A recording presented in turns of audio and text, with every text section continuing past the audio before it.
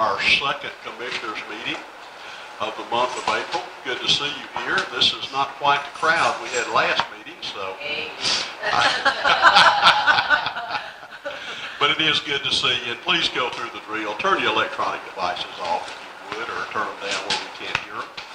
And we will get right into our meeting here. Part of it is going to be a recognition, and we'll get to that here shortly.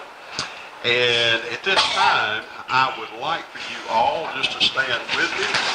Ms. Neely, you going to do the invocation for us? I'd like to. Commissioner Hadley will do the invocation. Please bow. Let us pray.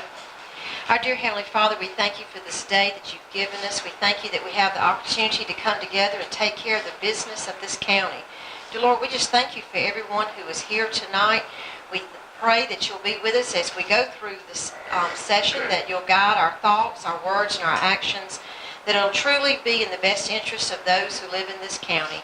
Dear Lord, we just ask that you be with everyone as they leave from this place and give them a safe trip home. And we pray these things in your name. Amen. Amen. Thank you. Our pledge to allegiance.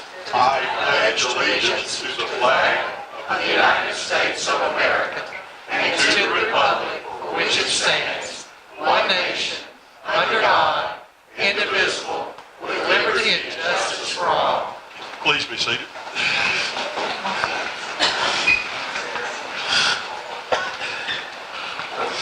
It's that time when we adopt our agenda, and I have one change I would like to make. Under new business, we have the proclamation for the Greenville High School Patriot Girls team. And what I would like to do is move that right under department heads just before a public hearing, and you can call it 6A if you'd like. Do I hear a motion we adopt this agenda? So moved. Is there a second? Second. Any discussion? All in favor? Thank you all. We have our minutes from April 11th, our regular meeting session there at 9 a.m. You've had an ample opportunity to read, peruse the minutes. Is there a motion we accept it as presented? So moved. Is there a second? Second. Any discussion at all? All in favor? So passes. Our municipal comments. Who have I got where? Mayor Gordon, have anything? Well, you certainly were out of position there. Donald Cuddy, I think I saw your hand go up. Just a couple of quick things. One, the bank building restoration is proceeding nicely. Two, we're rapidly approaching the deadline for mounting up the Luthersville mural. Right. And as you're probably aware, Mayor Hancock was involved in an automobile accident last week. She suffered a slight fracture of her left leg. She's terribly sore, but other than that, she's progressing nicely. So Thank you for that, Don. Have I got anybody else back there that I just haven't seen? Okay. Let me move on to constitutional officers.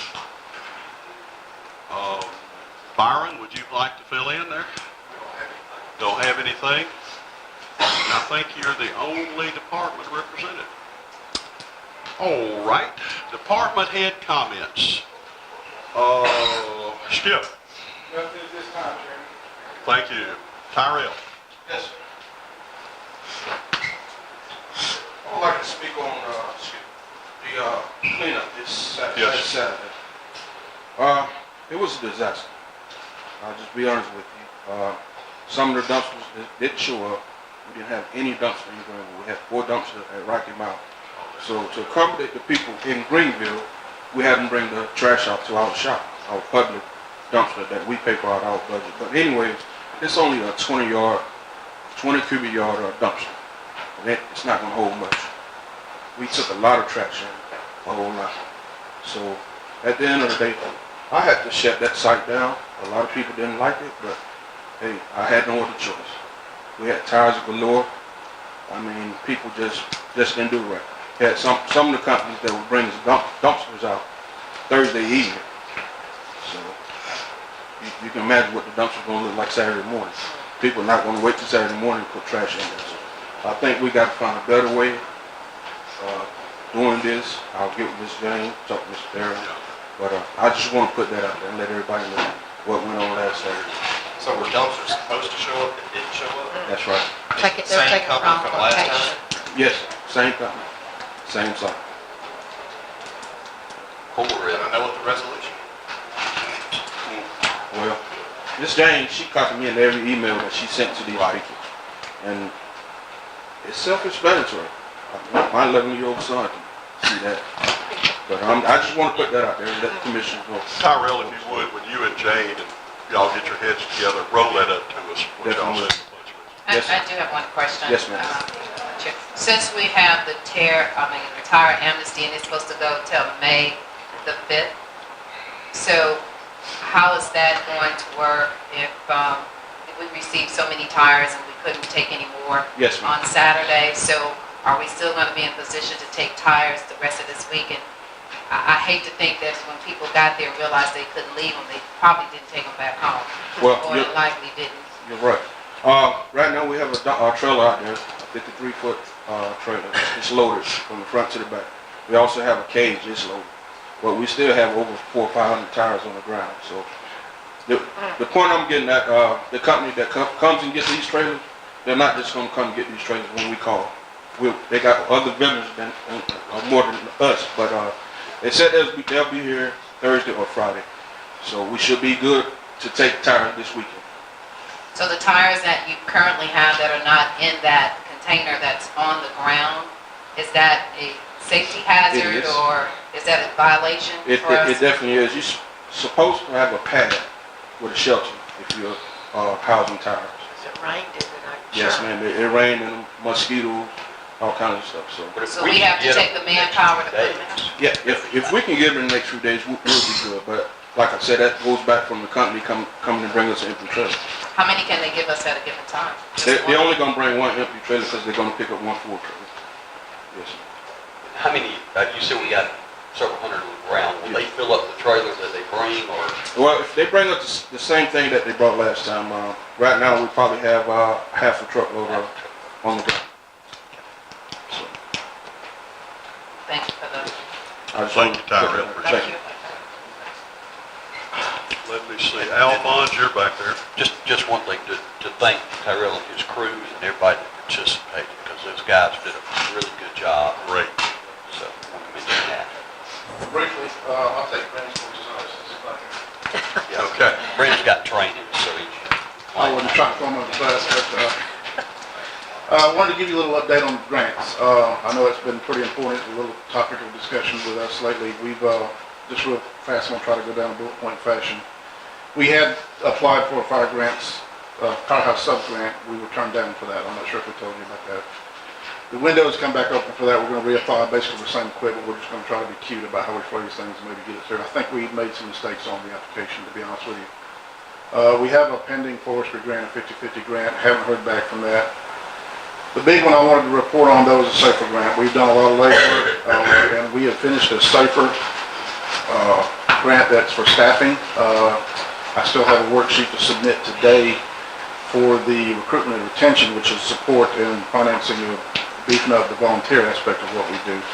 I'll have that done tonight, and then we'll be working with them over the next several days to actually get that finalized. I think by Friday is the deadline for them to file that. I'm very glad to have that behind us. We did receive a Georgia Trauma Grant also for, I think it was $5,000 or $6,000.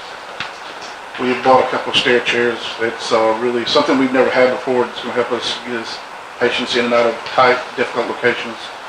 We're told there's a little bit extra money in that. We're going to reapply. Hopefully we'll get one more until we can staff each truck for that. So that's kind of stepping up the game a little bit. We've never had those before. And as far as grants goes, I think that's it. One other thing, and I know you guys have probably been called by some of the firefighters. I try to head that off, but you know, the progress sometimes comes with growing pains. We just need to make sure that we clean up our parking lots really well. We've got nails and tires and stuff like that, and I fully support the project. I'm glad to see the county growing.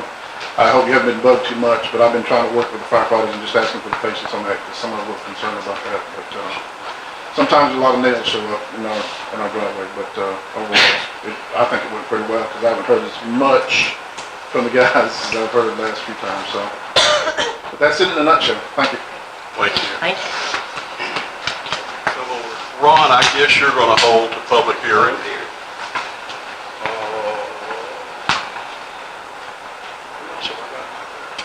Ms. Jane? Jane and Carolyn. Ms. Jane, at this time.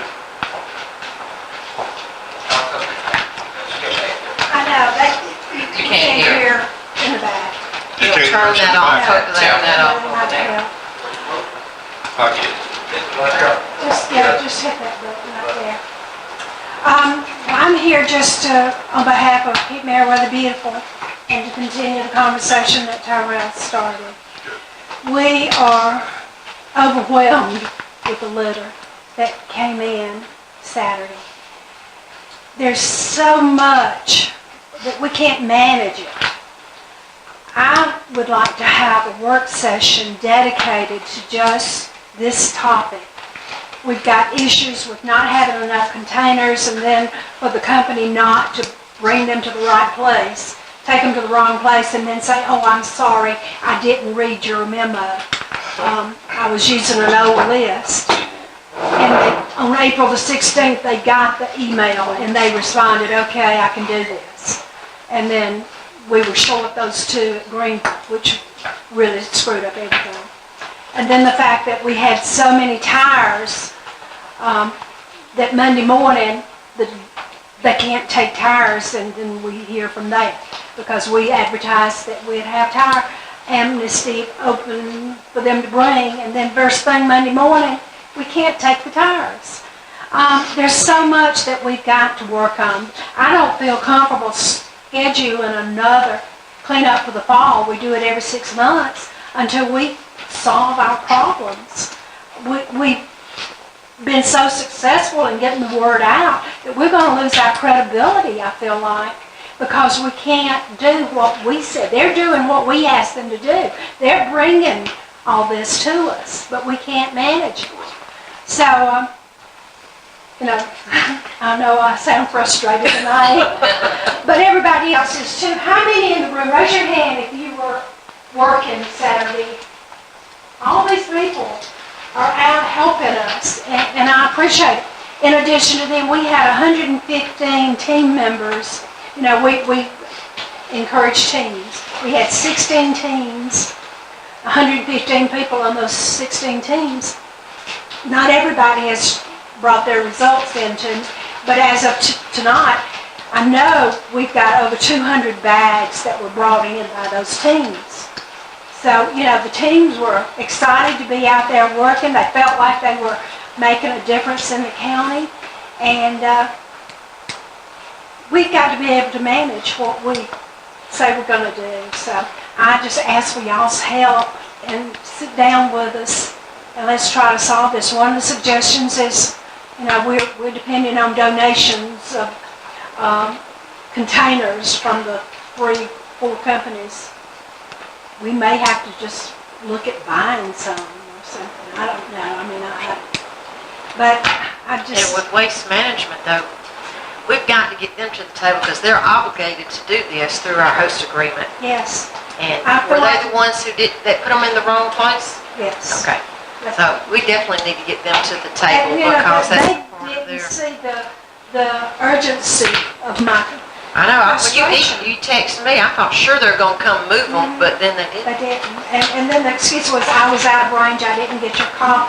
I called cell phone. I emailed. I called the office.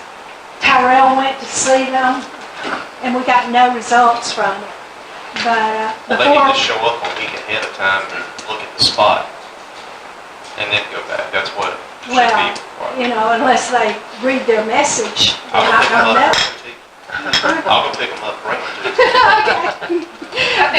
But that plus the fact that we're not getting enough containers. We can't manage it with just the amount, 10 containers. We just got too much litter that's being brought to us. And it's look like they save it up for 6 months. They do. They do. That's exactly. I'm thinking, where did you keep all this? All of a sudden. I do want to make a comment, and like you said, we probably need to have a workshop, and that can be a workshop in itself. It's got to be. But Commissioner Thricker had brought up a while back of recycling. We may have to look at that as part of that discussion. Like you said, we've done a great job getting the word out, and people were so willing to participate and help. But then once again, we've got to think of not only short-term, but some long-term solution as well. It's not going to go away. Every county deals with it, but we're on such a large scale of it that we may have to look at options, long-termly as well, So if recycling or having another... Those convenience centers. Convenience centers, so that discussion, when we do meet again and have a work session, I just respectfully request that we do that right away. I mean, 6 months will come before you know it. We've got to be prepared before we do another one. Mayor Glover sent her results in, and she put on that, she picked up 99 tires in the city of Greenville. My gosh. And Don Petty, I don't know how many you picked up, but it's just... 44 to be exact. I think Walmart had 30-something, and they picked up off of one road. So, it's a major problem, and I apologize for sounding so frustrated. No, but I honestly do think if we put up those satellite areas throughout the county where they can drop it off, man stations over 3 days a week, it would have to cut down on some of this chaos. I agree. Thank you for listening. Thank you for Thank you, Ms. Jane. Appreciate what you did. We'll get that scheduled as a work session. We've got, my thought would be that the companies need to get as excited about it as our citizens do, and that probably a week ahead of time, they need to have staff there, be able to be reached by the phone. The tire people need to say, okay, we know you're going to get a lot of tires. We'll be down there Monday to pick up that trailer, things like that. So we'll put that back on the work session, come up with some ideas. Especially those that are under obligation by contract. Right, absolutely. Ms. Carolyn? Yes, just one quick thing. Our annual chamber membership meeting is next Thursday, a week from this Thursday, May 3rd, at 5:30. I know you all got an invitation, so I hope to hear from you tomorrow about confirming your reservation. Sure. Thank you. Thank you, Ms. Carolyn. Bill said you got that hours. Yeah. You doing the commissioners? Is that everybody? I think I've covered all the department heads now. Bike ride, you want to mention the bike ride that's coming with Peaches and Pine? Well, since it's June tonight, I didn't know if you all would hear about that now, but our plans do continue with preparations for our June 9th Peaches and the Pines Festival, as well as our second annual Meriwether Miles Bike Ride. So both of those things are underway. We'll be meeting again tomorrow at Lake Meriwether. If anybody wants to join us at 1 p.m. to continue our planning, and thank you for your support. Okay, moving right along here, I'm going to recognize at this time the 2018 Greenville High School Patriots girls. And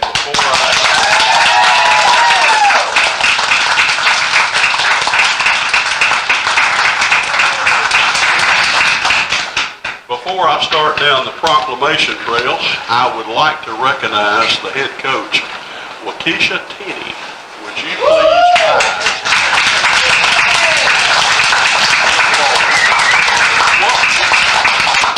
It is our understanding that you are the female athletic coach of the year for the Chattahoochee area.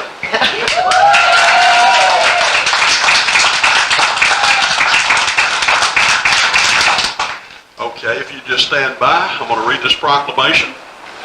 The 2018 Greenville High School Patriot Girls Region 4A basketball team had an overall record of 28-2 and won the 2018 Girls Class A Public State Championship. And whereas the Greenville High School Patriots girls basketball team was coached by head coach Waukesha Tenney, assistant coaches Lewis Bale and Nick Slayton, managers Jalissa Copeland, Melissa Rodriguez, Cameron Farley, and Trina Brown.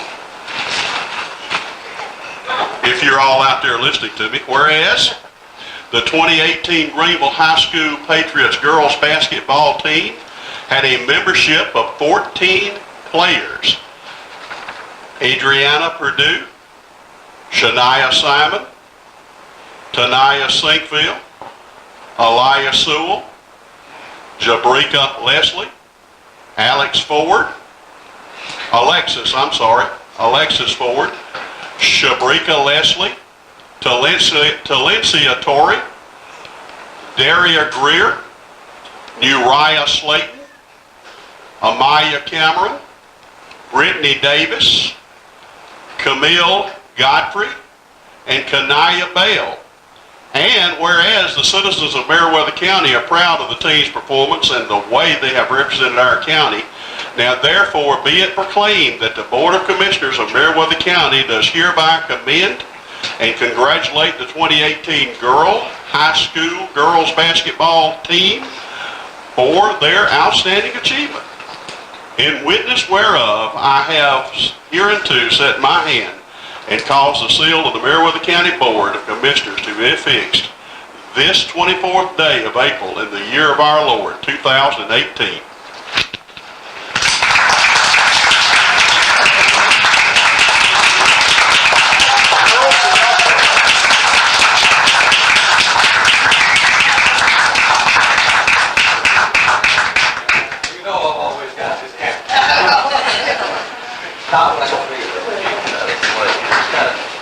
Do you want to be in the picture too?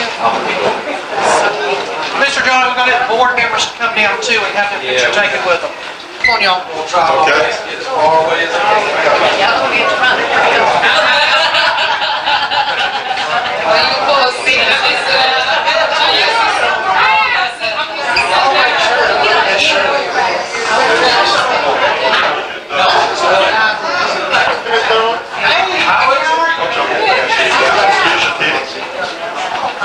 Louis Bell, Nick Slayton,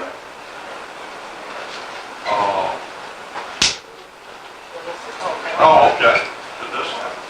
Here we go. Cameron Farley, Tronoff Brown, wait a minute, I'm giving you two. Adriana Perdue, Shania Simon, Tanaya Singfield, Jabrika Leslie. Did I hand you more than one? Okay. Okay, thank you. Alexis Ford. Shabrika Leslie. There's Shabrika. Talencia Tony. Daria Rhea. There you are. Uriah Slayton. There you go. Amaya Cameron. There you go. Brittany Davis. There you go, Brittany. Camille Godfrey. There you go. And Kanaya Bell. There you go. Coach, we certainly appreciate what you all did.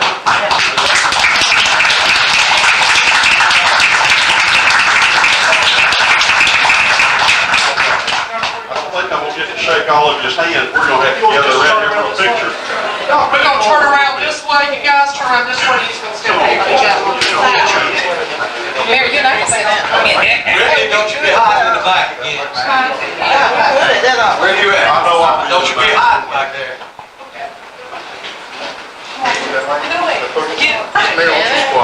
You got everybody? Is everybody spotting movies? Right in your face.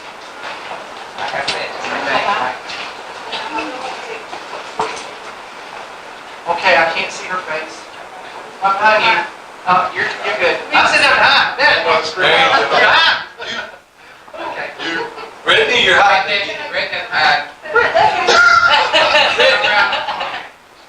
Quit hiding. You're still hiding. Step out. Step out over here. There you go. Yeah, You're trying to hide behind Shirley. Yeah, get behind. All right, here we go. On three. One, two, three. One more time. On three. One, two, three. Do you want to be behind me? Yes, Roger. Thank you.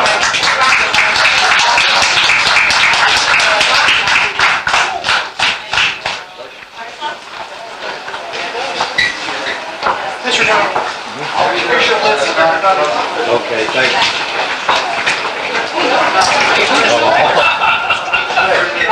He's been good for a while. Call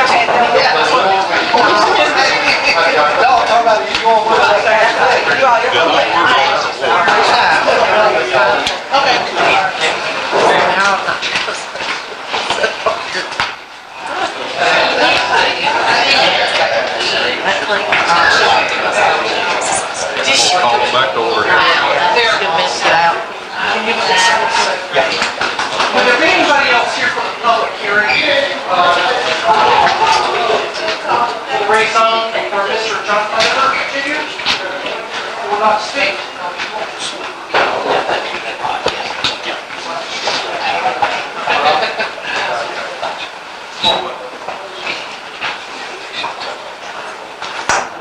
Okay, we're back in session. Thank y'all for your patience. It's fun to do things like that. Maybe a little disruptive, but still fun. We're moving up to public hearing right now. And do I hear a motion we go into public hearing? Is there a second? Second. All in favor? Mr. Garrett, you've got the floor. Commissioner, we have one rezoning case before you tonight, case number 4. And the applicant, Mr. John Funderburk Jr., and he owns a 130-acre tract of property. That's it up on the screen. This tract is outlined in red. You can see there's a house sitting right there. See Right. that house right there. This property is in the LDR zoning district, which means a 5-acre minimum lot size. Mr. Funderburk is wanting to take out 2 acres that includes that single-family residence, and he wants to sell that to a potential buyer. And so that is the reason for his rezoning, is to sell 2 acres and a house. And since it's 2 acres, it has to be rezoned from LDR to RD. And the creation of this small lot is not going to affect the value of that property out there at all. It's not going to create any traffic hazards, or it's not going to disturb the country setting out there, because the house is already existing.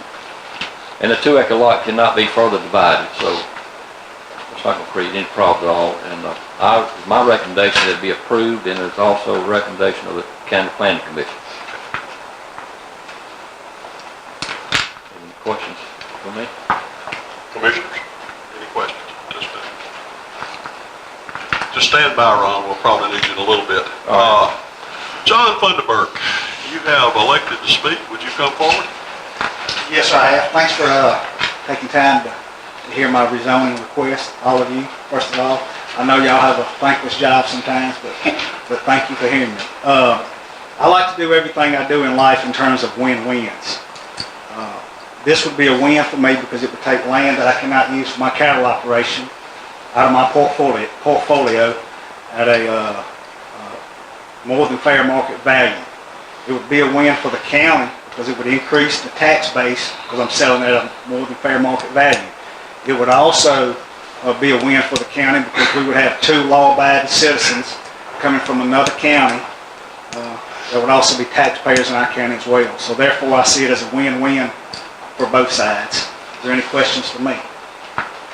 Commissioners, any questions for, I won't say Bo. That's fine, you can call me whatever. Okay. Any questions?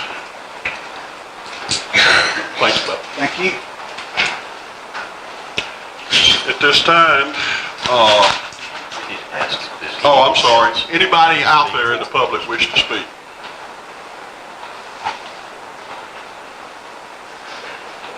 I take that's a no.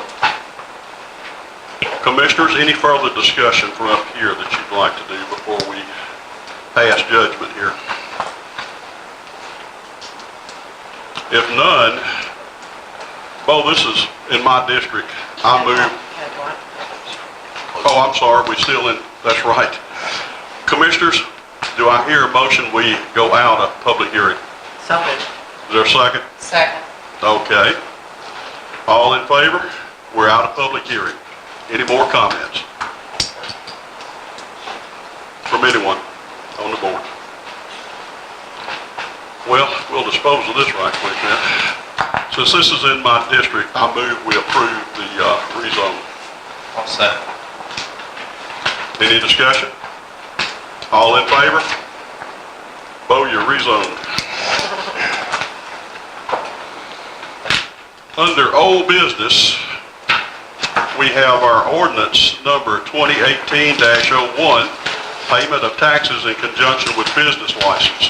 Are we ready to go forward with this? We are ready to go forward with the first reading. Okay. This is an ordinance amending the Code of Ordinances of Meriwether County, Georgia, specifically amending Chapter 13, Article 2, Section 13-38, Occupation Tax Ordinance, Qualifications of Business, to provide for satisfaction of all outstanding taxes, both real and personal, related to the business seeking licensure as a prerequisite for licensure. To restate and reaffirm the Code of Ordinances of Meriwether County, Georgia, as modified herein, to provide for severability, to establish an effective date, and for other purposes.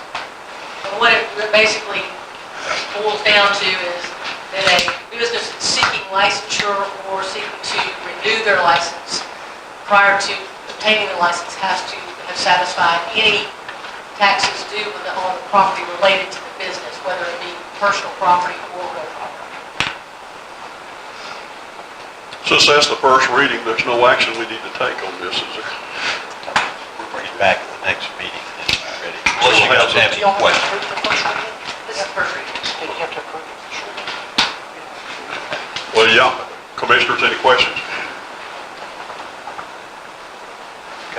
We'll Okay. place this on the next meeting. We'll move under new business here, and we've already disposed of the first one in print there, so let's go up to number 2, Shaw Hankins, Employee Insurance Proposals. Is this one you're going to cover, Ms. Barrett? Actually, no, sir. That will be Mr. Barrett. Or you're going to let Mr. Barrett do this? All right, I will do this, and I'll try to, make it, We have James in the audience Yeah, too. from Make it interesting. We'll try. That's a hard task. But I did want to say, and I appreciate James is here tonight, Shaw Hankins. We appreciate the good job they've done on trying to put everything together, for us. And looking at what our insurance was last year, they went back out to the market, and if we renewed with that company, it was going to end up about $20,000 more. So we looked at a alternate.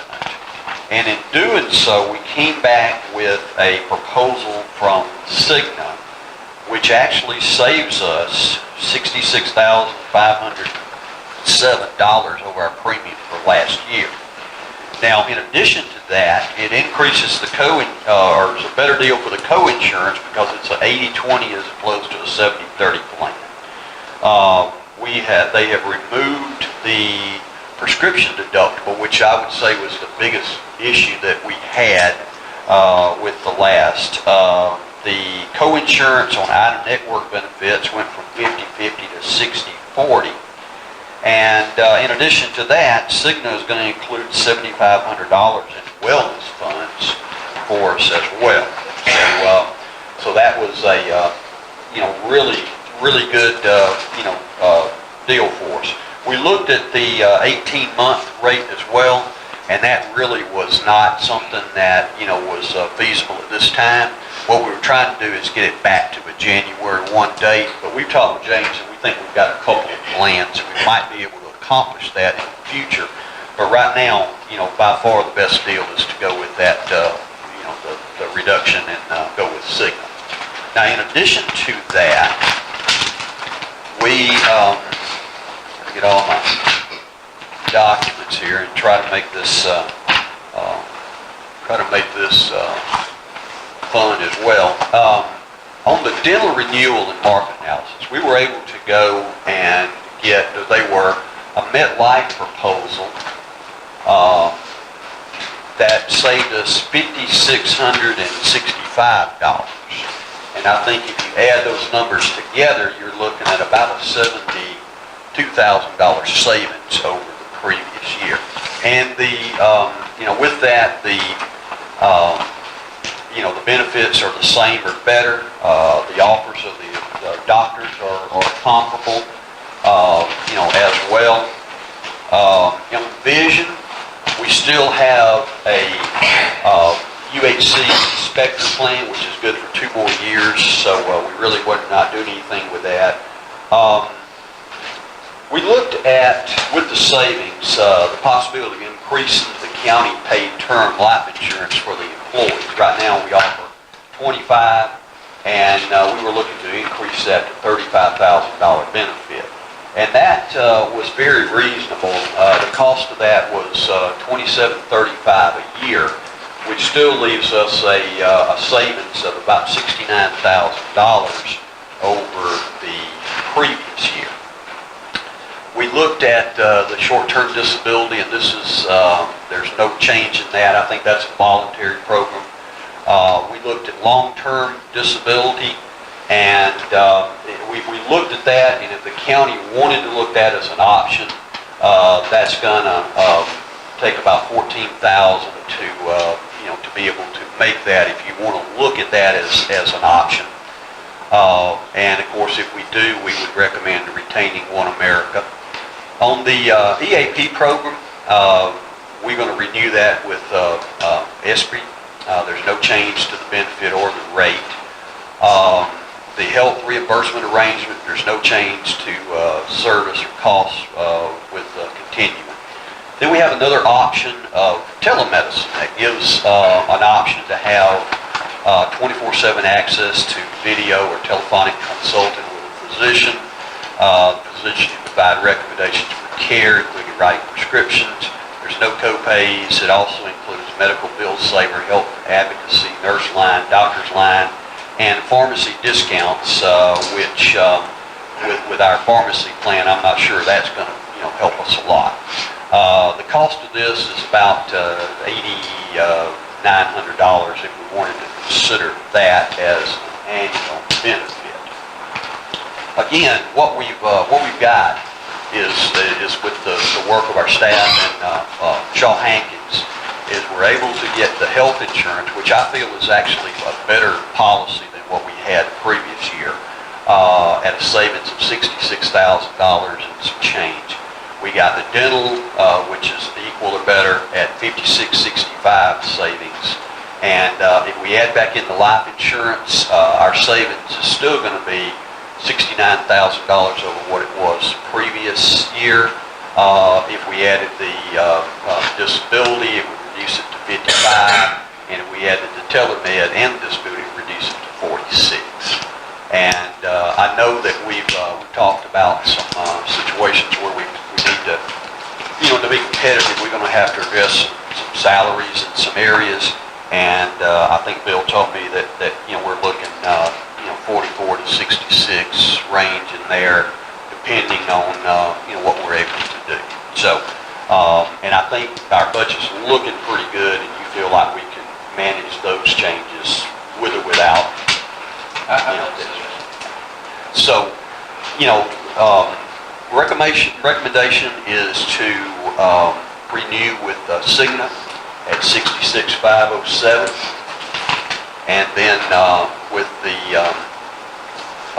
dental, recommend renewal with MetLife at a $56.65 decrease in annual premium. And if the board wants to consider these other items, we can give you the details on that. But that's what we're looking at tonight. We do need to move forward. I know this is kind of seems like it's rushed, but we try to wait till the last minute, and these guys do, to be able to be sure we get the very best price we can in the marketplace. And the fact that it's going down to being reduced this year, to me is quite amazing.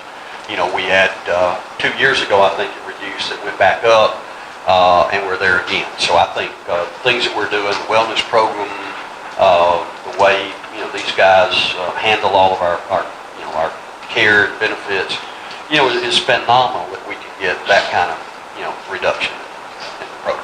So we'll be happy to answer any questions. James, did I cover everything I think we need to cover? Okay. Mr. Chair, Yes, go ahead. I have a question, and Yes, ma'am. Commissioner Gringo might can help me on this. I think I heard you state one of the things that we also have to look at is our salary base for county employees to be a little bit more competitive. Yes, ma'am. So I know part of that is your benefit package.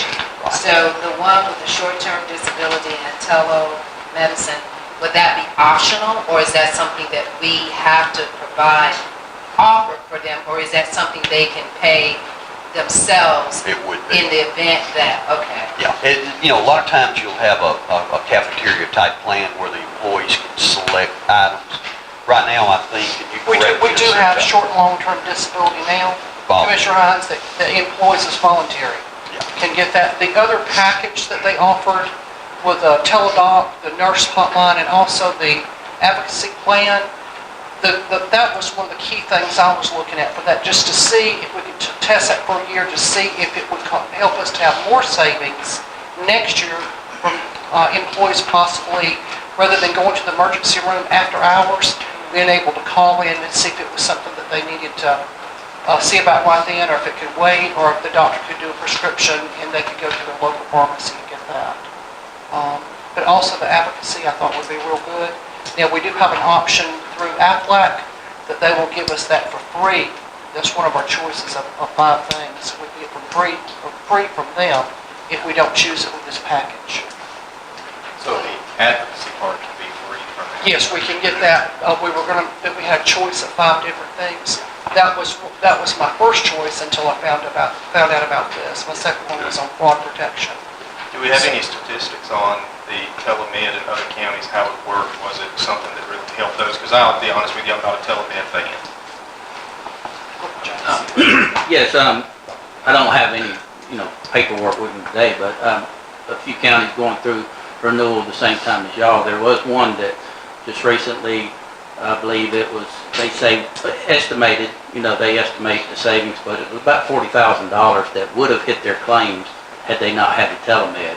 But there was, I can't remember how many, 20, 25, 30 people that had called in, but I do remember it was $40,000 savings that would not have hit the claims.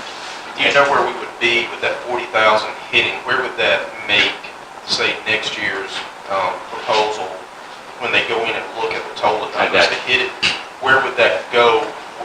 What's the damage that it would do to increase that? 40,000 doesn't seem like that much to me. Yeah, the 40,000 would come off. It's really hard to say because you don't know what the other, your other claims are going to be, if you're going to have some high claimants or not, so it is really hard to tell. I do know this particular county did experience a decrease, and this county also had went with a wellness plan with CHP like y'all had, so they had great success for the first year, plus adding this telemedicine really helped them, and their rates did come down from far as they came down. Their percentage of the increase is a lot less than what it has been in years past.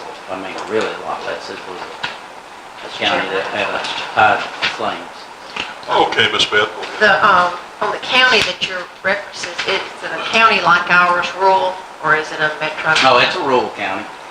Yeah, they're probably a little bit larger, 200. I was concerned about, telemed, how you make contact. Is it through the internet or anything? Because everybody here certainly doesn't have internet access. Well, there's 2 ways.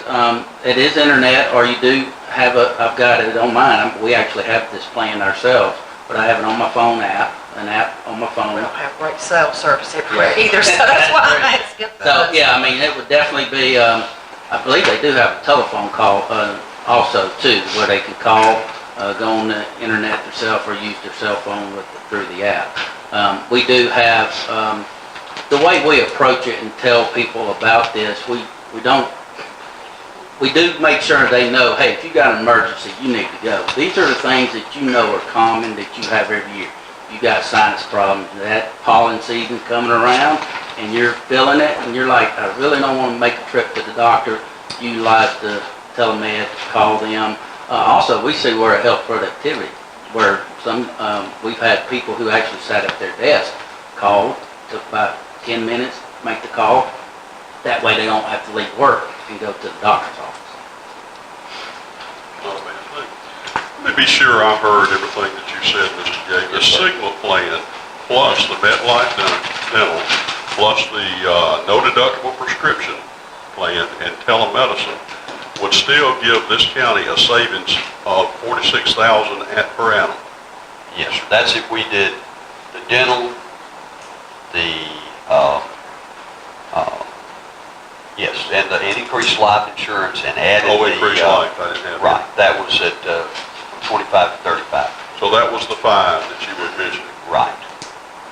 That was the 5. And then, of course, we have the voluntary program like short-term, long-term disability. Then we have the option, which is voluntary for the employees to buy additional life insurance as well. Yeah, multiple. All of that is in the package. Well, I guess my question is, with what you're offering us, why would we not save money and pick up the extra options? And Commissioner Henry? I mean, I think the insurance options we got here is great. I mean, there's majority of the people in the workforce do not have an insurance plan like this. I mean, 80/20 is great, and the savings on the prescriptions has got to be huge. And then when you offer additional life insurance and you got the dental and vision, I like the idea of saving 60-something thousand. Yes. Because I think we got some pressing needs in our county for salaries. Because while a benefit package is good to get employees and retain them, that part doesn't actually put food on the table necessarily. It's that increase in salary. And we've had a lot of discussion about, we've got some needs to put some money into salaries, I think, to be competitive and to retain some employees. Personally, I think that's a great plan. It's an increase for every employee in benefits, and we still can save $66,000. But I know when Beverly answers 20 times the calls that I do on this, but I know the prescription deductible was one of the things that we had, it was a big issue, and that's been addressed. I think we could address that telemed through that Actually, other option. the telemed, we don't really have the other option, but we do have that advocacy. I definitely want that. We got the free that we get through Aflac, because that helps our employees negotiate anything that's still out that's due. They can go through, maybe that's not covered under the insurance, to help negotiate those claims, and also help them get all their paperwork together to send in so that they're, for their EOB, so that they're paying the correct amount and not overpaying for some of their services. And the long-term disability could be something. We can shoot out for down the road. Yeah, and then we can do it as voluntary anyway, right now. Yeah, there's a lot of counties the reason we brought that up is a lot of counties that have gone to that's part of their package. It's getting bigger and bigger. We've never really considered doing short and long-term disability that we pay for, but since a lot of the other counties were doing it, we were kind of looking at that too as an option, which we can look at down the road if we need to. But we do have, I think it's still a good package in what we have. We still got some good savings in this, and there's still some good options that we can shoot for in the future. Maybe next year if we can keep our claims where they need to be. The advocacy part is the only part of the group that I thought maybe. Yeah, I think that's going to be well worth the money. Yeah. I'd rather do it free because I am not in favor of the other parts of that. Well, we can get that with Aflac. We'll need to have 75% participation. It is free. All we have to do is sign up and open enrollment. Okay, just to hash it back, so to see if I heard right. We're looking at the Sigma plan 80/20. We're looking at the MetLife dental, and we're looking at the no deductible prescription drug. Is that what I'm hearing? And additional life. Additional life, okay. Remain with United Healthcare on addiction. And then the other companies we talked about, the HRA and then the, what's the other? HRA and Employee assistance program. Additional life. EAP program. So by doing those, this plan and the additions onto it, what would be the total savings? If we do this plan and we add the life insurance, we're going to be looking at about $69,000 in savings. I'm with Commissioner Hadley. We need to, if we can save $70,000 and distribute that out partially over salaries because what we need to look at are these younger people coming in. They're not going to look at whether they have long-term disability. They're invincible. It doesn't matter to them. So we need to get those people on board. We need to be competitive with salaries in other counties, and I think that's an avenue that we need to look at. And those salaries are something that Beverly and there and I look at, almost a week, evaluating department. We have to be competitive and get good help here. It's tough sometimes to fill some of those positions. So, I think we're about up to the point where we need to move on this. And again, I'll repeat one more time for whoever makes this motion. Sigma, the 80/20 plan, the MetLife dental, the no prescription drug plan, and the additional life insurance. Would somebody like to put that in a motion? and we could just say as recommended by staff. As recommended by staff, there you go. I have a motion on the floor. Is there a second? Okay, I have a second. Well, is any discussion? Any more discussion? All in favor? So passes. Thank you. All right. Thanks. I mean, that's it. That was a short drive. It's more like a putt, wasn't it? Okay. The third item we have here on the agenda is a resolution authorizing the Board of Assessors to approve errors and releases. Yes, sir. Go into that a little bit. I sure will. What happens, and I really believe they have the authority to do it anyway, but I know we've got some Board of Assessor members, and, they want to be sure that all our I's are dotted and T's are crossed. From time to time, what you have is you'll have errors when you transfer as many properties as they do, and put in input as much information, you're going to have errors in the digest. And some of it doesn't get called until after it's already submitted in the digest. And so what the assessor's office has done forever is they do what's called an error and release. So if they find an error on the digest, let's just say they had a plat that showed 4 acres. And they accidentally put in 5 acres. And then the taxpayer, when he gets his tax bill, say, wait a minute, I've only got this. They could actually go back and correct that because it was, a mistake they made. And this happens quite a bit. I mean, it's not a lot of money, but it's little, small amounts here or there. And they still cannot write off anything from taxes. It has to be an error that they have actually, found.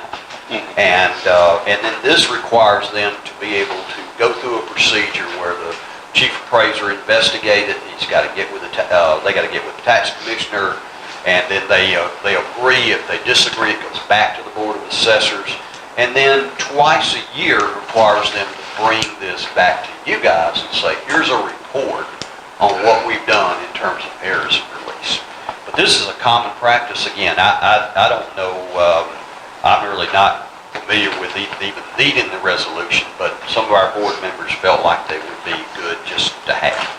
And this basically does that, allows them to be able to perform that. And then if there's property that's no longer in the county, let's just say you had a personal property account with a business that went out of business, or you had somebody relocate a manufactured home to another county, they can then make that correction too. Now that really doesn't write off any of the taxes, back taxes when it was here. But if it was not here during that period of time and it got in the digest, just gives them an opportunity to release that sort of thing. On like a new ones. Right. Mr. Chair, I have a question. Sure, go ahead. So the thing that I want clarity on, are they doing this Yes, currently? ma'am. So if they're currently doing it as part of a process, why is there a need for a resolution? We have some new board members, and one of those board members works in another county in the assessor's office. And they have one. And so they thought it was a good idea if we had one too. Again, I've worked in a county forever. We never had that resolution, but we did errors and releases all the time.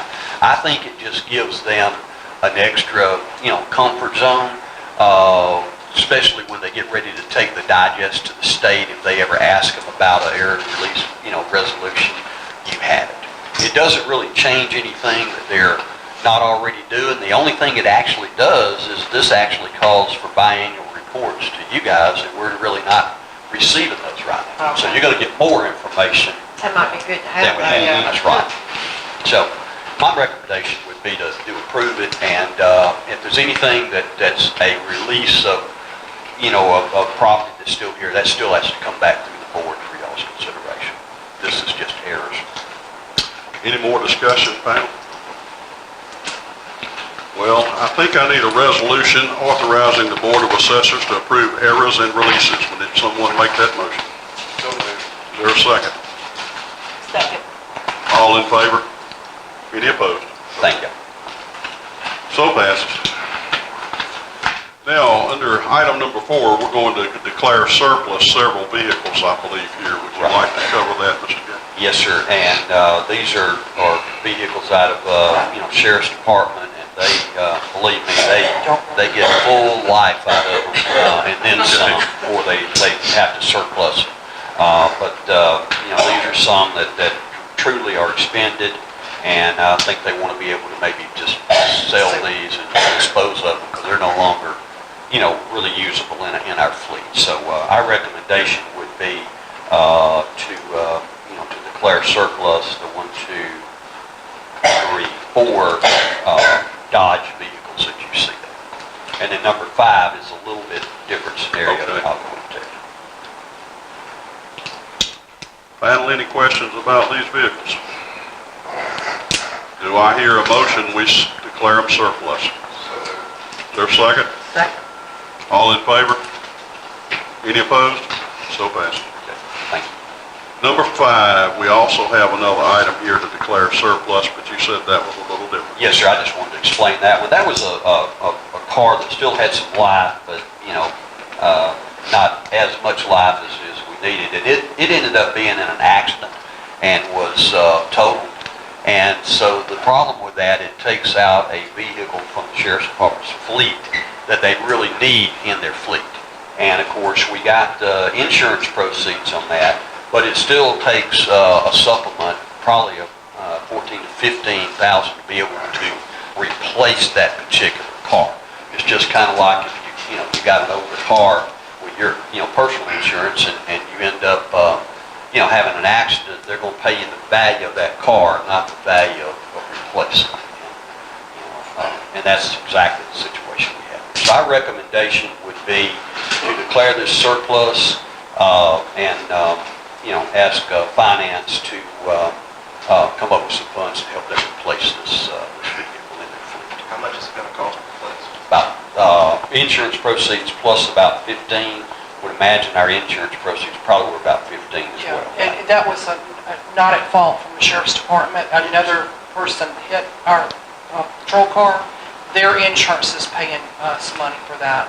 And they're also paying for 3 items that was in the car that was damaged. I think the car is about $14,000, a little over $14,000, just a little bit over.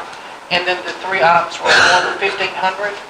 And then they're going to take care of any of the medical expenses on our behalf, and we would need a little bit more money to replace the car. The car had 140,000 miles on it, and so, but we got the maximum we could get. I did some heavy negotiating with them, that was the best we could do. So, Sheriff's office is going to take the rest of the equipment out of the car, water damage. Right. Put it on the new vehicle. Mr. Bill, do we have the money to cover this? We don't have any choice. It looked like a line. Yeah. Well, He doesn't like to spend it. It's one of those Yes, things. Commissioner Hines. We've got to do. so I understand the item number 5 and why we're in that situation, but getting back to item 4, the other 4 vehicles, when they're surplus and sold, what is those funds going to be used for? Can they be used towards item 5? Or is that when you sell that or you I'm not surplus sure it, how much money they're going to get, but I don't think. it's not going to be enough, to put a dent? And not using that term. They're already Yeah. in it. It wouldn't be enough to remove the dent. But we could use that. It really certainly won't cover the difference, but, we can put that toward it, whatever, happens. I'm just saying, because item number 5 is to replace, to make their fleet where it needs to be Right. as far as numbers go. These Right. other items are just vehicles that have just done their time. 10 years old. They're 10 years old. And that's remarkable that you've got 10 years Yeah. out of them in the first place. But, Yeah. You consider that the 2013 already has 140,000 miles. Can you imagine what that 2008 may have on it? may not get anything out of it. Board, any further questions? I need a motion to declare surplus and supply the necessary replacement funds for the patrol car. Is there a second? Second. All in favor? So passed. Phew, looks like we're up to you, Mr. Bill, the report from our finance director. Got the finance report in front of you, so happens. We are still experiencing a strong general fund balance. We're in really good shape now. I guess I spoke earlier with Commissioner Hadley and Sarah about the TAM. I'll probably come back in the Wednesday morning meeting next month and ask for your authorization to put that out for bid. that in our back pocket if we need it. Okay. Use it later on. Other than that, everything's great. Really good. Thank you, Mr. Field. Mr. Theron, you're up. Oh, no, I'm sorry about that, Mr. Oh, I'm sorry, you Chairman. had a question? Sorry, yeah. No, I I'm didn't gonna always fall back on this landfill thing. Have we heard anything else about that, or? What I'm doing with that, and I just have not had a chance, I'm gonna call, the engineers that work with us on landfill, see what they may be able to give us that will allow us to be able to access some of those funds. Because to me, those funds are critical for what we're talking about with the recycling centers. Right. And I feel very comfortable we can do that, and, we may just have to make that call at some point. And maybe if we propose it in that general language, that's what we're gonna be using it for, which we probably We will, will do. yeah. Is, once again, that will alleviate some of those other restraints that we have on us right now. I mean, because that's a nice little. Not like reality, we can use it, we just have to, if something comes up, we gotta pay it. It's nice to have it sitting there. I mean, But really, we don't have to have it. We just Well, have is to it- come up with it if a problem arises. But does it require that much? That's what I'm asking. Yeah, that's what we're That's gonna what they That's were, the question that yeah. we need to get To answered. determine is what is the minimum amount that we have to have. The engineers did that study, I don't know how many years ago. And we really have had no methane migration. We did, a few little metals, but I mean, metals burn the ground naturally. So, I don't think we've got any real issues with that. It's just a matter, everybody's kind of nervous about making that call, but, we're going to turn around and use it for solid waste anyway. And as Mr. Hadley said, the board is obligated to cover that debt if something happens. And, it's been sitting there, we've had no problems with it, and I don't anticipate any problems, that's right. So we are gonna, pursue that. Thank you. Okay, is any other questions to be directed toward Mr. Field? Okay, hearing none, Mr. Gay. Yes, sir. Be happy to, I got one more thing, I'm sorry. okay. On the, next commerce thing next Thursday, if you would let me know the next couple of days, plan on attending so we can get your name badge. Chamber of Commerce event next Thursday. I'll send you an email and remind you. Sorry. Okay. Proceed. Okay, will do. I had mentioned to you guys, I'm gonna send out a letter to our rec board, basically encourage them to, kind of address, we've had some attendance issues, and I want to encourage them to remind them again to please come, because I'm a little bit concerned if we have some people that are not, they are coming, and others are not, and they don't have a quorum, we're going to be in a situation where they're going to kind of get frustrated. So I'm going to just send out a, nice reminder letter on that. We've got a request from Mando to use the ball field up at Lone Oak for a little event they had, so we're fine with that. They've got us a letter in for that use. Fire stations, I think there were 2 more groundbreakings today, and the lots are graded. They look good. We'll try to get out here in the next few days or so and just take a look at those. Our comp plan, I talked today with Paul Gerald. May the 3rd, which is next Thursday, we're looking at maybe a steering committee, the final steering committee meeting. We may have to push that up to about 3 o'clock to be sure we have time to not interfere with the other event that's coming. And then the wrap-up meeting, he would be looking at May the 9th. That is your regular scheduled meeting to have the wrap-up meeting and everything together with that. I also passed out this evening a character area for Meriwether County. And this was something that we said, I think at our last meeting, and we kind of outlined, Ron was there, and myself, Ms. Mary, and others, kind of outlined some of the areas that we felt like were, critical to Meriwether County. And I would just ask if you guys would take a look at this. If it says it's a park or something, that doesn't necessarily mean there's one there. It just means that the area, might be well suited to have a park. So if you guys will just take a look at that, I don't really need that tonight, but if y'all can look at it for me and let me know if you have any concerns on that matter.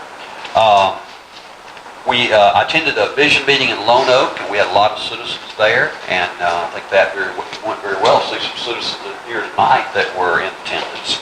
I met with Warm Springs Mayor, Bill and I did, and also with Paul Jarrett. We went over their comp plan, their short-term work program. Skip has set up some GIS training for our GIS system that's coming in. We're going to bring someone here, and that way we can have our staff, multiples of our staff, be able to be trained in that. We have a lot of things that we have to get done in the next 45 days. We're going to be looking at LMIG, bidding that. We got to complete our comp plan because we need to, move forward. Our striping plan should be starting in the next couple of weeks. Our culverts, Friday, I've got the engineers coming down. We're going to go look at those culvert projects to look at get those signed off on. We have a little paving work we have to do on one, and we're going to accomplish that before that is released. We're working on the downtown parking and the walkway. Our SPLOST information, we've got to get that rolling as well. We got to have agreements with our cities, and that needs to happen, in May, as well. And then, of course, the other day I was thinking of pushing our service delivery strategy out just a little while, but in talking with Paul Jarrett, we actually have to have it done by the end of June as well. So that's one more thing to add to our list, but we'll get it done. And that's really what I have. I got the bridge engineer from GDOT coming down at 9 in the morning, and I'm going to take a look at that. The bridges that we've had, we got a couple that came in on GDOT, but we got like Barron Road and others that we're going to look at as well. I did receive a notice today that the United States Department of Transportation has introduced a grant, which they're calling the BUILD grant. And this has to do with partnerships and infrastructure investments that'll improve economic competitivity, quality of life, environmental protection, etc. One of the candidates that I think might be a really good candidate for this would be the bridge and the road improvement over near the industrial park. So when I've got the engineer down from GDOT from Atlanta in the morning, I'm hoping we'll be able to go over and take a look at that and discuss this briefly. So that's what I have. Yes, ma'am. Mr. Gates, you said May the 9th. Is that the final meeting for the comprehensive That plan? would be, yes, that'd be the wrap-up meeting for the comprehensive plan. And that will be in Greenville. Yes, ma'am. Now, that wrap-up meeting would be, I know we got a really busy day that day. We've got the meeting, and then I think we've got the kickoff for the boss and group that day as well. So that'll be a long day. Yeah, and so That's going to Do we have a time yet? Yeah. we need to select that time. But we may need to look at something else other than May the 9th. And the reason I say that is that if not, we're going to be here from morning till But boss is dark. 11 Boss is to 2. 11. That's right, it's 11 to 2, yes. Meeting's at 9. Do you want that one rescheduled? Yeah. Boss? Let me do this. Let me get Matt with Paul. Let's look at a different day other than May 9th. For boss or? No, for the comp plan. Yeah. Because, but once again, we don't want to push ourselves because that has to be to the state right.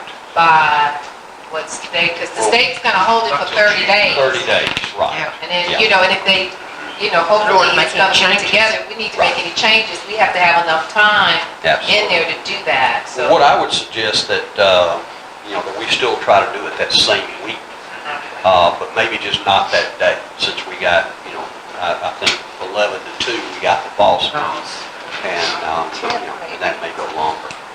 So I'll get with him, and we will just have to set up another time to have that final meeting. Thank you, Mr. Gates. Thank you, sir. I think we're up to the report from our county commissioners. Commissioner Britton. I don't have anything this time. Commissioner Mary. I don't really have anything. I did do 2 grant groundbreaking today, and I think the citizens are well impressed, and they are ready to see them going up. Ms. Mary, you did a good job. Well, thank you. Also, I will say that last week I had an opportunity to visit the Art on the Square reception, and that was a very good event, and had a chance to talk with some of the artists, and I was very impressed with some of the paintings that they had done around Meriwether County. Thank you, Commissioner Ray. I have a few items here I want to go over. Some of them I promised I would, but today I was over at the Three Rivers Regional Commission, and there's been a lot of talk here about the comp plan. Well, the Three Rivers Commission is going to be doing their regional plan, and they want us to appoint 2 members from each county. Doesn't have to be done tonight, just want you to be thinking about it. They're going to have to have at least 2 public hearings, just like we proceed.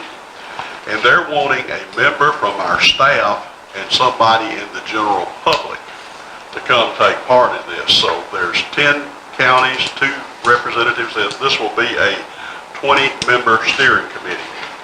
So I thought that was a decent request anyway. Kirk's he will be talking a little later on about the value of it and that sort of thing. So I wanted to get that out of the way. And also, they're promoting the Georgia Academy for Economic Development. And this is these classes will be presented. There'll be 4 separate sessions, 1 day each month for 4 months. They will be held at the Cayuga County Fairgrounds in Newnan from 8 a.m. to 4 p.m. Tuition is $265. And just looking here, it's August 9th, September the 5th, October the 9th, October the 30th. So I wanted to cover that, and I wanted to bring, Randy Carter asked me to bring up everybody just a little bit on the rec program, and I told him I would. For Manchester Meriwether County spring events, and this is looking at softball, baseball, t-ball, Leslie Luthersville Field, softball on Tuesday, 6 p.m., softball on Friday, 6 p.m., t-ball on Saturday, 10 a.m. Woodbury Field, baseball on Tuesday, 6 p.m., softball on Friday at 5:30 p.m., t-ball on Saturday at 9:30 p.m. On the Manchester Field, we begin with softball on Tuesday at 5:30 p.m., baseball on Tuesday at 5:30 p.m., softball on Friday at 5:30 p.m., baseball on Friday at 5:30 p.m., t-ball on Saturday at 9:30 a.m. He signed that, Randy Carter. Now, he's having a first annual spring fling, which is a dance of 2018, and this is a casual event. Dress your child to impress and have a great time. They will have a king, queen, prince, and princess of the fling. So the children will be able to win the crown, not the clown, the crown, and have some fun. This is April the 28th of 2018. 6 p.m. to 8:15 p.m. And this will be at the Manchester Meriwether County Recreation Depot, George E. Washington Gym. He's got more here, but I told you basically what's taking place. They just asked that the parents pick up the kids at 8:30 p.m. Women basketball, still missing, still got it, want to play. Come to, I guess that's Hughes Gym to sign up. Sign up individually or as a team April the 9th, 2018 until May the 4th, 2018. Time to sign up at 4:30 p.m. till 8:30 p.m. Please contact Randy Carter, his his phone number and all is here. And so I will have that laid out. 5 teams committed, the fee is $300.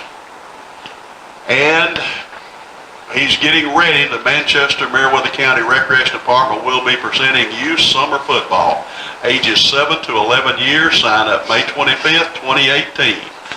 And of course, you have more information here on sign up. Please contact Randy Carter, and his number's here, and I'll have all this where it can be posted. I think I've said enough, so I'm going to pass on to Commissioner Hadley. Can we have that put on the website so everybody can see? Yeah, I'll make sure that it does. Here we go. I just have a couple of things I want to go over. It's really been a couple of really busy weeks in Meriwether County. I too, like Commissioner Bray, attended the art reception beautiful paintings that were done over Meriwether County over that week. It was good to see the pictures and the artists as well. Spring Fling in Warm Springs, their annual event was weekend before last, and just had a tremendous day on Saturday. The weather did not cooperate on Sunday, but we had the biggest crowd I think they have had in years. There was nowhere to park. People told me later that they didn't stop because they couldn't park, but it was a great day. I think all the merchants did well, and we had some really good vendors that were there. It's always good to get compliments. Some resident on County Line Church Road came in today and just said he wanted to say again that road was in better shape than it has been in 30 years. Then he wanted to know, are we still going to replace the bridge? So we're going to I mean, GDOT's doing that. Is that still on for this year, for this fall? That's what I told them. They had in their mind it was supposed to be last fall, but it was 18, wasn't it? I thought so. Okay, I'll get back with them on that. I know there were some hiccups with cleanup this weekend, and I know it had to be really aggravating for Miss Jane and for Tyrell, those that were trying to organize everything, but there was a lot of cleaning out done, but a lot of cleanup on the sides of the road. And so appreciate everybody who did come out and do that. Appreciate Miss Jane, all of her hard work. Like I said, I know it was frustrating, because I mean, it was Friday night, she emailed me, and we thought there were going to be no dumpsters at one of the other locations, and they got it there. It was 8:30 Saturday morning, but they did get it there. But I do appreciate your work, and Tyrell and all of your crew. And then on top of that, we had all the high winds on Sunday, and I know we had trees down everywhere, so I'm sure all of your crews were out working then, so we do appreciate that. Thank you. Thank you, Commissioner Hadley. Commissioner Shirley, go ahead. Let me help you guys. Well, I thought I was using the first name for a while. Once again, it was a great day today to have our groundbreaking in Odessa-Dale and Lono. And as the other commissioners have stated, the citizens were just really excited. We're moving forward, and it's just a good thing. The other thing I just want to mention, I want to thank the Chamber and Three Rivers for hosting the post-legislative forum. It was quite good and quite informative. Hopefully we can do that even more frequently. Right now there's a lot going on in the legislative part that will affect our counties, and it's always good to know that we have elected officials like Mr. Trammell and Debbie Buckner. Anytime you extend an invitation, they're always here, and so I say kudos to them. They really have a good passion for Meriwether County, and they should take advantage. So thank you, the Chamber, for putting that together, and Three Rivers facilitating it. So that was quite good. Thank you, Ms. Hines. Ms. Susan. We are going to have a meeting for executive session tonight. We've got some legal and personnel matters to discuss. Okay. At this time, let me go ahead and give you what's ahead, and then I'll come back to public comment. Our future meetings and notices are as follows. May the 9th, 2018, 9 a.m. is our regular session. May 22nd at 2018, 4 p.m. is our work session. May 22nd, 2018 at 6 p.m. is our regular meeting. Now, public comment. Do we have anybody signed up there, folks? Yes, we do. Okay. Would you hand me that sheet?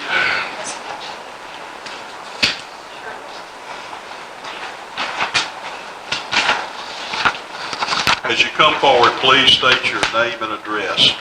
Bob McIsaac. I think I've seen you somewhere before. Okay.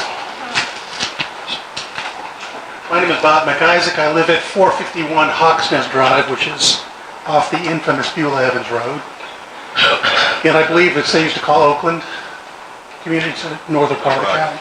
And I'm here, actually I have two compliments and a question. First compliment is I used the request button on the website for road repairs, and I got a call the next day from Commissioner Hines, which I thought was amazing. So thank you for that. And the second one is Mr. Johnson. I want to correct it to him. On Hawksnest Drive, about halfway in, there's a low spot, and its drainage has been terrible for years. 6 years of letting coming down here, it's been terrible. Any kind of rainfall, it's a lake. It's there for days. Well, his guys came out I guess it was about 3 weeks ago, and they recontoured the shoulder and the drainage and had that machine that sprays patch stuff. He did a heck of a job. 2 heavy rains we've had so far, not a drop of standing water there. It's great. On behalf of all my neighbors, thank you. It's really nice. Okay, question. Is there any appetite on the board for formalizing the repair and restoration of the covered bridge? And you're talking about? The Red Oak Bridge. The Red Oak Creek Bridge? Yeah. We will be doing some work to it. Tyrell, you may want to jump in here just here shortly. And when you say restoration, what are you thinking? Well, I'm talking about formally creating a historic easement and a commission that focuses on maintaining that thing. There is a state law provides for that kind of thing to be done. You know, and it just, to have somebody who's actually keeping an eye on it and maybe make it a budget item. Something like a bridge keeper? Well, yeah, but more so than that. Okay. Yeah.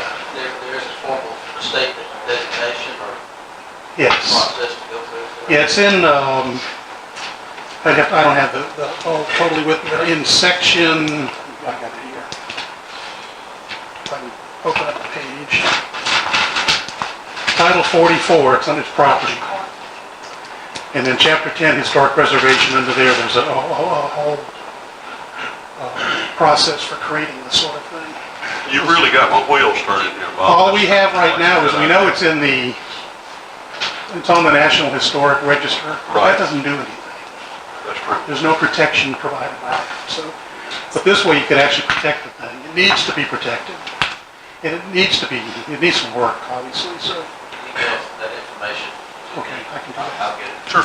Because I think it would take some attorneys involved to do it. I'm not sure all the process, but talk about the commission has to have 3 members, the majority of whom should show a interest in historic preservation or have expertise and that sort of thing. Bob, we have an attorney. Yeah, I know. And I'm not a fan of extra